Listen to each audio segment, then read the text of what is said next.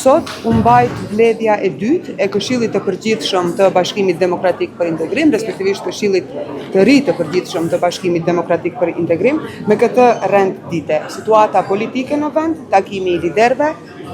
raportet me partitë tjera dhe e katërta të ndryshme.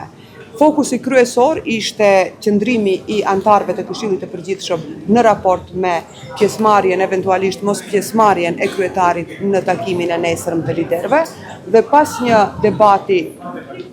që u zhvillua gjatë këtyre 2-3 orëve të kaluara,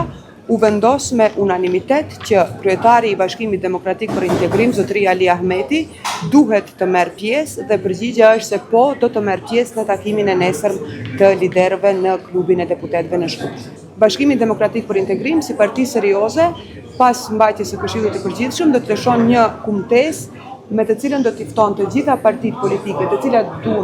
duan të bashkangjiten dhe e shohin si të nevojshme të bashkangjiten në Bashkimin Demokratik për Integrim si parti politike autonome dhe e pavarur, të bashkangjiten. Kumtesa do të lëshohet, thirrja do të bëhet dhe pastaj do të mirret vendimi varësisht prej asaj se a do të ketë parti të interesuara të cilat do duan që të bashkangjiten në Bashkimin Demokratik për Integrim. Diskutimi dhe pikat për të cilat do të na përfaqëson zotëria Ali Ahmeti, mbeten si të drejta ekskluzive, si kompetenca ekskluzive të tij dhe deri nesër ai me siguri se do të merr një pozicion në lidhje me të gjitha këto pika, po mbeten të drejta ekskluzive të tij për të cilat ne nuk kemi informacion nga sot se për çka do të diskutohet nesër, mbetet çështja e tij. Ka disa çështje të cilat aty janë diskutabile